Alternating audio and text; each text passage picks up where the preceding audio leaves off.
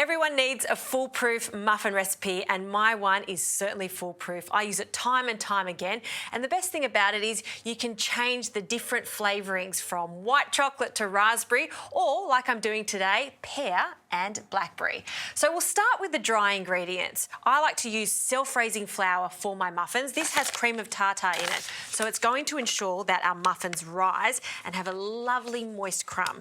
So in with our flour, 2 cups of that. Always a pinch of salt and some sugar. I'm using caster sugar.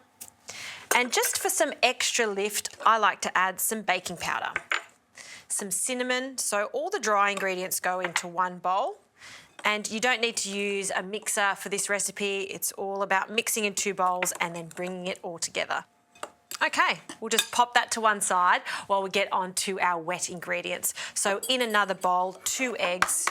We'll crack them straight in. 1 and 2.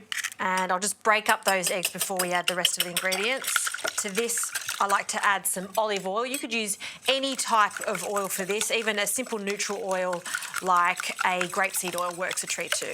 And this is going to keep our muffins super tender. To this, I'll add about a cup of buttermilk. Buttermilk is one of those wonder ingredients that's so great for baking. And another addition to this is some yoghurt. Now you can substitute this yoghurt for some sour cream. Both work really well for this recipe. So we'll need about half a cup, which is almost all of this. And some extra flavourings, some lemon. So just the zest of about half of this lemon. And we don't need any of the juice. We just want the lovely aroma of the zest. And let's not forget our vanilla, so I'm going to use some vanilla extract, about a teaspoon. We'll give that one last whisk. It's a really good idea to do this in separate bowls. So back over to our dry ingredients. I like to make a well in the centre, and we'll just slowly whisk that in.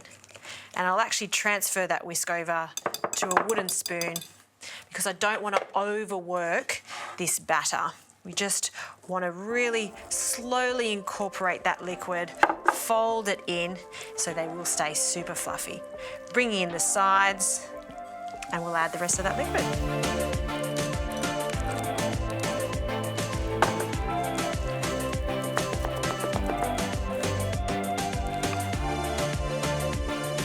This batter is looking absolutely perfect. We'll pop that to one side. It is thicker than usual, but we are adding the fruit, so there's going to be some moisture from the fruit. In a bowl, we'll add our pears. I've just cut them into little chunks, along with these beautiful blackberries.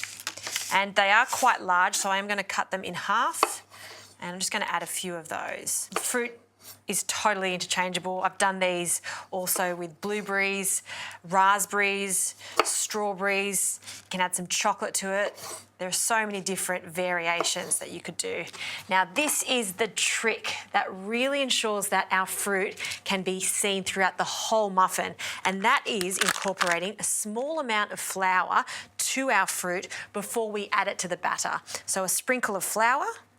And this is just plain flour. You could also use the self-raising if you like. And then we'll grab a spoon and just give that a mix. And what that does is almost protects each individual piece of fruit so it doesn't drop all the way down to the bottom. So you'll see it throughout the muffin. So we'll just give that a stir.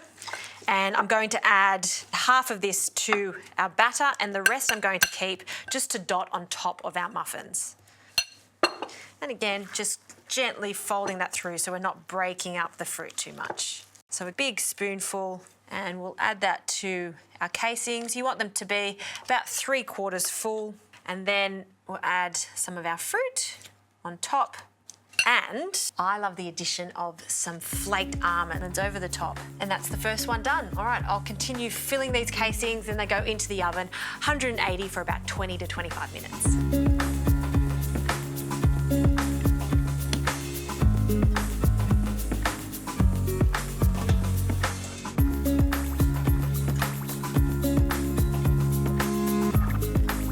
All right, these lovely muffins are out of the oven. Do allow them to cool in the tin. And I want you to have a look. See how the fruit has stayed nicely on top of the muffin hasn't sunk all the way down to the bottom. That's because we coated it in that flour. So that's a really great trick. They look very cafe style in these gorgeous little casings. And of course I'm going to have a taste. So I'm going to open one of these. Look how easy they come away. And I want to show you the inside of this. Oh, look at that. Perfect. Lots of chunks of fruit in there.